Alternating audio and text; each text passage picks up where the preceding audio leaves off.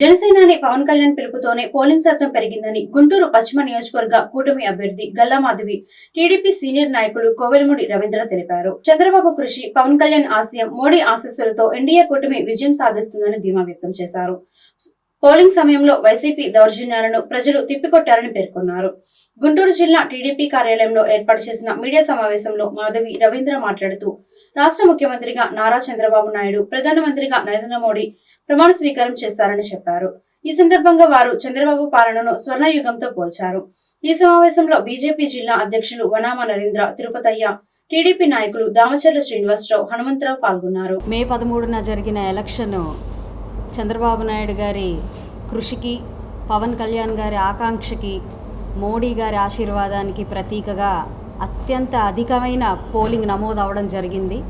ప్రజల యొక్క చైతన్యం ఆ రోజు కనబరిచారు. ప్రతి ఒక్కరూ కూడా ఈ రాష్ట్రానికి సుపరిపాలన ఎంత అవసరమో అన్నది మొన్న జరిగిన పోలింగ్లో ప్రతి ఒక్కరూ కూడా బయటకు వచ్చి పోలింగ్ చేసిన విధానాన్ని మనం గుర్తించుకోవాల్సిన విషయం ఎంతవరకైనా ఉంది.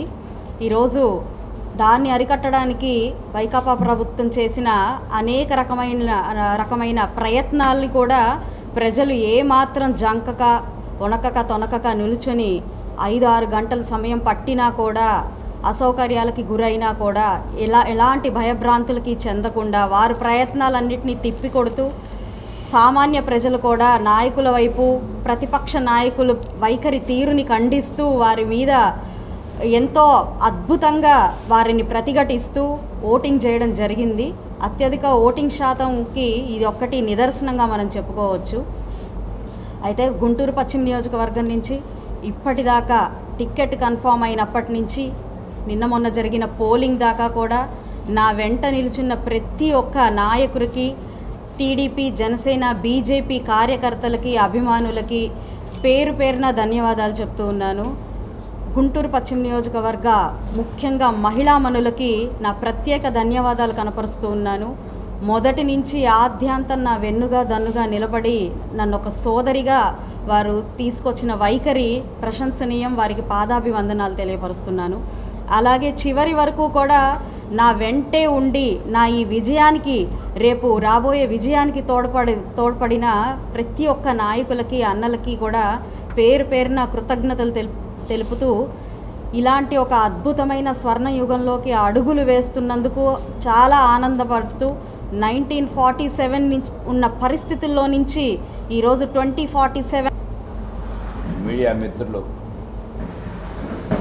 ప్రత్యేక పాత్ర పోషించిన electronic media and print media వారందరూ కూడా పేరు పేరున నేను హృదయపూర్వకమైన తెలుగుదేశం పార్టీ తరఫున నమస్కారాలు తెలియజేస్తున్నాను. మీరు చాలా అద్భుతమైన పాత్ర పోషించి ఎక్కడా రిగ్గింగ్ జరగకుండా, ఎక్కడైతే వైసీపీ ప్రభుత్వం అడ్డం పెట్టుకొని నాయకులు అరాచకాలు పాల్పడుతున్నారో, బూత్ క్యాప్చర్ చేద్దాం అనుకున్నారో, ఆ టైంలో మీరు తగిన సమయంలో స్పందించి దాన్ని అడ్డుకున్న మీ అందరూ కూడా పేరు పేరున ధన్యవాదాలు తెలియజేస్తున్నాను. వైసీపీ ఈ రాక్షస ప్రభుత్వం అధికారం అడ్డు పెట్టుకొని పోలీస్ యంత్రాంగాన్ని అదుపులో పెట్టుకొని ఏ విధమైన అరాచకాలు చేశారో రాష్ట్రం అంతా కూడా చూసాం. మన ఉమ్మడి జిల్లాలో మాచర్లో కానీ, అట్లాగే తాడిపత్రిలో కానీ, నిన్న చంద్రగిరిలో కానీ, తిరుపతిలో పద్మావతి యూనివర్సిటీ దగ్గర ఏ విధంగా అభ్యర్థి పులివర్తి నానిని ఏ విధంగా ఒక పెద్ద ఆయుధాలు ఉపయోగించి అద్దాలు పగలగొట్టి గాయపరిచిన విషయం మీడియా సోదరులు చూపించిన విషయం అందరికీ కూడా తెలిసిందే.